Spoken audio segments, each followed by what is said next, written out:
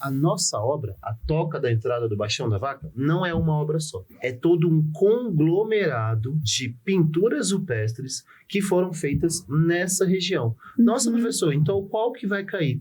Não sabemos. São 749 pinturas rupestres. Então, esse vídeo vai ser um pouco longo. Mentira. A gente vai analisar 700 obras. A gente vai analisar 749 imagens. Mentira, porque às vezes é só um risquinho, assim, um desenho de palitinho. Só que tem uma importância por trás que a gente vai ver.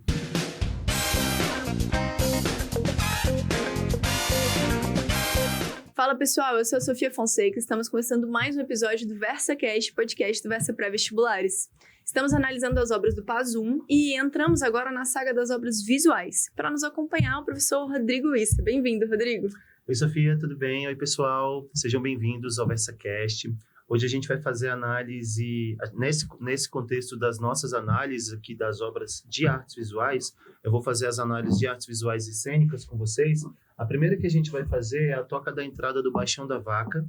É uma obra que está localizada na Serra da Capivara, no Piauí, aqui no Brasil. É uma obra de pintura rupestre.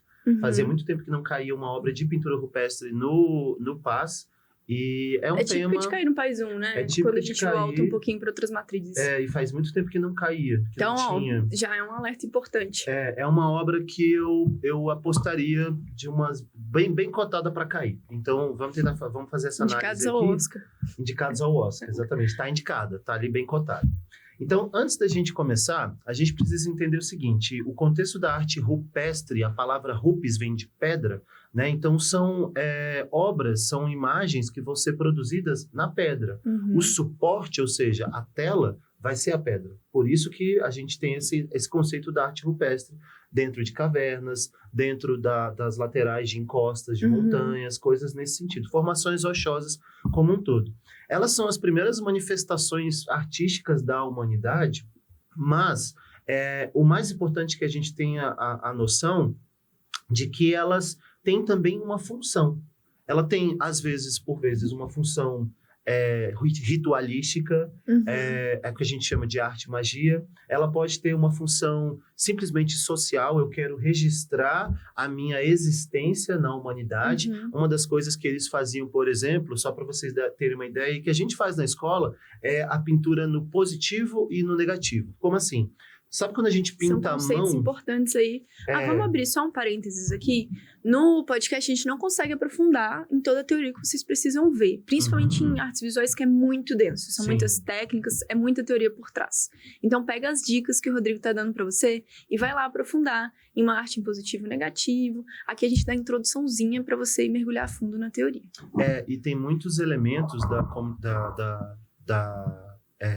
das artes visuais, da comunicação e dos elementos visuais mesmo, que a gente não consegue abordar aqui, gente. Conceito de ponto, linha, cor, matiz de cor, tudo isso, textura, tudo isso que eu tô falando, perspectiva, o que é perspectiva clássica. E às vezes o estudante... São conceitos que eu não consigo trabalhar aqui com vocês. Eu só vou falar desses conceitos onde tem ou não tem, e que vocês vão ter que fazer essa busca. Às vezes o estudante se contenta só com saber da existência, mas compreender vai facilitar você em todas as obras que estão caindo, que são muitas. E a UNB cobra. A UNB coloca assim... E que é a compreensão, não quer citar o conceito. Ele não quer que você fale o fato, ele não quer que você... A UNB ela não vai te cobrar simplesmente saber se essa obra... o porquê que tem tanto vermelho nessa obra. Não, às vezes ela vai falar assim, essa escultura está contraposta. Você sabe o que é contraposto? Aí tem que saber. Então, e aí você precisa saber esse conceito, você precisa saber todos esses outros parâmetros. Mas dito isso, vamos para o positivo e negativo. Voltando ao positivo e negativo. Esse registro da sua identidade, sabe quando a gente é criança e a gente pinta de tinta... Aquela mão de tinta, mão de tinta? Folha. Isso é a pintura em positivo. A pintura em negativo é quando você coloca a sua mão e pinta ao redor. E aí, às vezes, eles podiam, por exemplo, mastigar algum tipo de semente, soprar com um pedacinho de bambu. Então, esse tipo de trabalho é a nossa arte rupestre. Vai ser o registro do seu cotidiano, dos animais, da sua existência, do seu grupo, e, por vezes, também com uma função ritualística. Puxando para ciências sociais, tem ali a representatividade dos primeiros traços de sociedade entre humanos, né? Exatamente. A compreensão de um todo de relações interhumanas. E isso vai estar diretamente ligado ao período da pré-história, quando a gente pensa na arte do período paleolítico, mesolítico e o neolítico. E isso é importante para a gente entender o contexto histórico e como que esse processo de passagem do homem em tribos, em um ciclo de grupos nômades, até ele se modificar e começar a domesticar animais, ele começar a dominar a agricultura e estabelecer uma residência fixa, como que esse processo vai se dar? Porque na Europa é diferente do Brasil. Eu não vou falar da Europa, eu não vou falar da África. Eu vou falar do Brasil, porque a nossa obra... Que é o contexto que a gente está falando. Tá no e já Brasil. é outro adendo, né? Quando a gente começa a estudar pré-história na escola, a gente ainda não está no Brasil. E a gente fala de arte rupestre no Brasil em um contexto diferente, em datas de descobertas diferentes. Então, já tem outro pontinho importante de uma diferenciação da nossa cultura, da nossa história, que é o que a UNB está valorizando nessa matriz. Tem muita coisa brasileira aí dentro. Exatamente. E a UNB, ela trabalha muito essa valorização da arte brasileira, e é por isso que eu acho que essa obra tem grande chance de cair. A gente está falando de uma obra que ela tem uma diferenciação, inclusive, principalmente a ideia da arte europeia.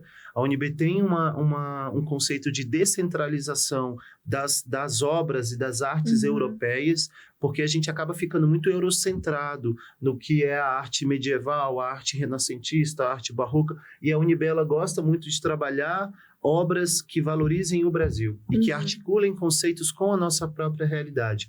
Nos últimos, eu acho que foram 3 últimos pás, caiu a obra do Borges, por exemplo, que a gente vai ver.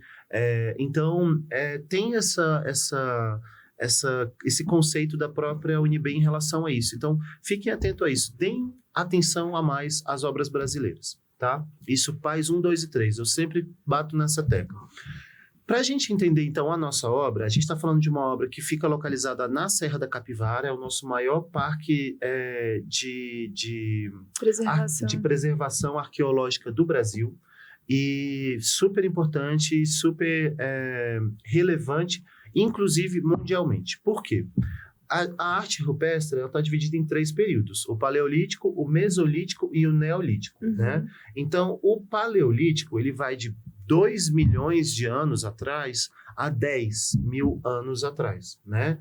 Gigante, né? Isso atrás, eu tô falando assim, antes de Cristo, ou tem um outro conceito hoje da contagem de tempo, mas eu ainda continuo falando antes de Cristo, porque eu acho que todo mundo entende melhor.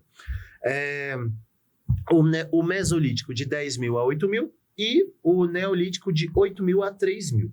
Por que eu estou falando isso? As nossas obras, a nossa obra, a Toca da Entrada do Baixão da Vaca, não é uma obra só.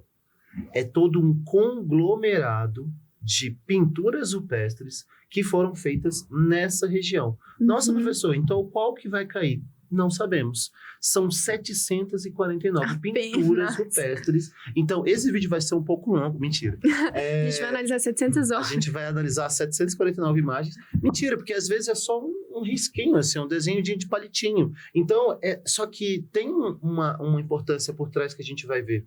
A Toca da Entrada do Baixão da Vaca é um dos locais, é um dos setores... É um recorte de dentro da Serra da Capivara. Exatamente, dentro do Parque Nacional da Serra da Capivara, porque ele é imenso, né? O Parque Nacional da Serra da Capivara fica na cidade de São Raimundo Nonato, no Piauí.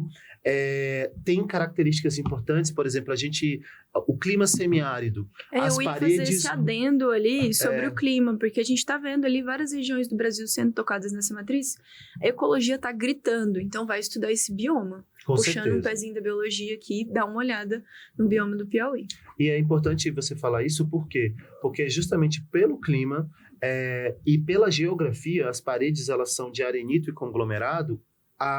O material que foi utilizado e o clima ajudou nessa maior preservação dessas pinturas. Então, isso é um fator extremamente relevante, porque o material que foi utilizado, principalmente essa questão dentro do conceito do que é o material que a gente usa, né, dentro das artes. Tinta, enfim, nessa época não tinha a tinta. O pigmento ele era produzido a partir de fontes naturais. O sangue... por exemplo, no caso aqui da Serra da Capivara, eram minérios. Nós temos tipos de minérios diferentes que produzem uma coloração, que tem uma coloração própria e que, ligado na parede ao arenito, ele criou uma ligação mais de maior conservação, mais estável. Porque se fosse, por exemplo, sangue, ia embora, já tinha ido embora, é orgânico, só que quando é uma ligação mineral com outro mineral, acaba que até hoje a gente tem essas imagens aí. Cara, muita coisa. A química inorgânica também tá no PAS 1, a química geral, então só aumenta, né, a chance de cair essa obra. E mais uma vez, vocês vão cansar de me ouvir falar que essa matriz está muito articulada. Uma obra nunca está isolada, ela sempre está puxando para a interdisciplinaridade. Exato. Então, o que são essas 700 e tantas imagens que a gente está falando aqui? Ela representa caçadas, danças coletivas, rituais e relações sociais. Ela tem uma indicação de organização social, porque, diferentemente da pintura rupestre europeia, que basicamente representa animais, e pouquíssimos exemplos da representação humana, as pinturas na Serra da Capivara, elas representam muito essa organização social, os grupos, as pessoas, as suas próprias relações, inclusive, tem a imagem mais conhecida da Serra da Capivara e da Toca da Entrada do Baixão da Vaca, que eu acho que é o que pode cair na prova de vocês, é uma imagem do beijo. Do professor. É o primeiro beijo na história do mundo. Registrado. São duas pessoas, são duas figuras se aproximando e encostando as cabeças umas às outras ali na altura do que seria a boca. Então, é o primeiro beijo da história. Então, essas relações sociais representadas diferenciam muito da arte europeia. Esse é o primeiro ponto de atenção que vocês precisam ter em relação às obras, tá? Outra coisa aqui, essa indicação de organização social, ela mostra uma pintura existencialista, ou seja, cada elemento ele conta como algo muito importante para a compreensão da mensagem, mas também para a compreensão da existência daquele pessoal. Por quê? A gente está falando, primeiro, de uma obra que ela vai se diferenciar porque ela foi produzida dentro do período neolítico, entre 12 e 6 mil antes de Cristo, mas pode ser até 50 mil antes de Cristo. Por que isso que eu estou falando para vocês? A Serra da Capivara, ela acaba batendo de frente com a teoria do Estreito de Bering. Aquela vinda do homem que veio ali pelo Alasca, a trajetória. Antigamente acreditava-se que não, que o homem ele veio ali pela Ásia, certo? Porque elas eram mais próximas, mais ligadas. Veio ali pelo que seria hoje ali o Alasca, foi descendo a América do Norte até chegar aqui no Brasil. A teoria de Clovis, o sítio arqueológico de Clovis, atualmente era o que tinha de conceito mais antigo, de 13 mil anos antes de Cristo. A representação do homem na América, lá no Novo México, certo? Isso, 13 mil antes de Cristo. E essas descobertas mais antigas fortaleciam a teoria, então. Exatamente. A Serra da Capivara, em 1986, dentro da revista Nature, os pesquisadores, eles encontraram restos de utensílios, de fogueiras, lareiras, ossadas humanas datadas de 32 mil a.C. Ou seja... Como é que a gente determina a ossada humana datada? Carbono 14. Carbono 14, exatamente. Decaimento do carbono 14. Perfeitamente, ainda bem que você falou isso, porque é algo que eu ia comentar mesmo. Então, o que a gente precisa entender é que a teoria, o estudo da Toca da Entrada do Baixão da Vaca, ele reescreve a história do homem americano. Tanto que lá na Serra da Capivara, a gente tem o Museu do Homem Americano, que está sediada na cidade de Raimundo Nonato, no Piauí, e fator importantíssimo também para a gente. Todo esse processo de criação da Serra da Capivara, do Parque Nacional, foi feito por uma mulher. Niédia Guidon é uma brasileira, foi uma brasileira, e aí, pontíssimo de atenção, por que eu acho que essa obra vai cair? Ela faleceu no ano passado. Então, efeméride ainda. A efeméride. Efeméride. Essa palavra eu não vou nem me arriscar de novo.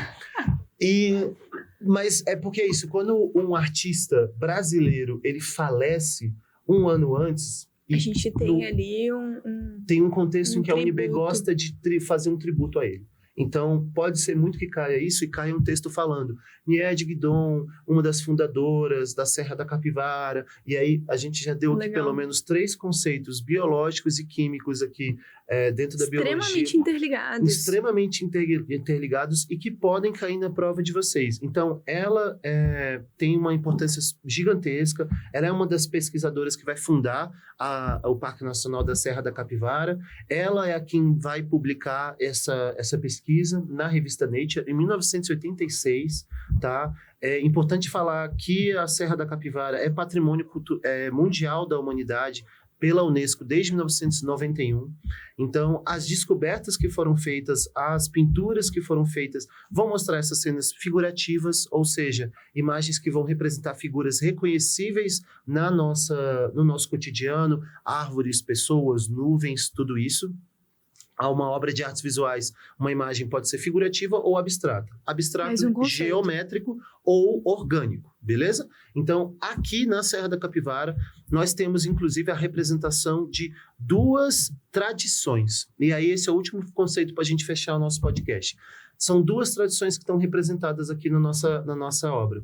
A tradição Nordeste, que vai representar seres humanos, animais e as suas narrativas, cenas de beijo, cenas de grupo, cenas de caçada, relações interpessoais, são as mais encontradas na toca da entrada do Baixão da Vaca, mas também são encontradas imagens de registros simbólicos ou subjetivos, por exemplo, rituais, figuras antropomórficas ou zoomórficas, ou as 2 coisas. Então, uma figura humana com asas, uma figura humana com chifres. Então, uma espécie de Deus para aquele povo, ou alguma espécie de força maior, e essa relação como eles se enxergavam. Então, essa diferenciação, inclusive, de tamanho. As pessoas representadas em um tamanho e essas outras figuras muito maiores. Então, tem mais uma relação que a gente viu numa obra musical já. Da Dona Onete, representando um pouco dessa questão do ser humano relacionado com divindades da natureza. Atrelado à natureza. Que legal. E era de Belém, então a gente ainda tá perto. Ainda tá perto. Legal, faz sentido. Eu não conhecia essa música da Dona Onete. E é isso, assim, eu acho que esse é o principal ponto que a gente precisa entender sobre as nossas obras da entrada do Baixão da Vaca. Não é só uma imagem. Se você joga isso no Google para poder ver, toca da entrada do Baixão da Vaca, você vai achar muitas imagens polêmicas, por exemplo, relações afetivas entre homem e mulher, e a continuidade da nossa espécie foram representadas nas paredes, assim, sabe? Tem cenas de sexo mesmo nessa obra. Então, é interessante para a gente poder estudar e entender que essa obra, ela pode mudar o conceito de tempo, e um conceito de tempo, de existência do homem aqui na América, no continente americano, que até então sofre uma resistência por parte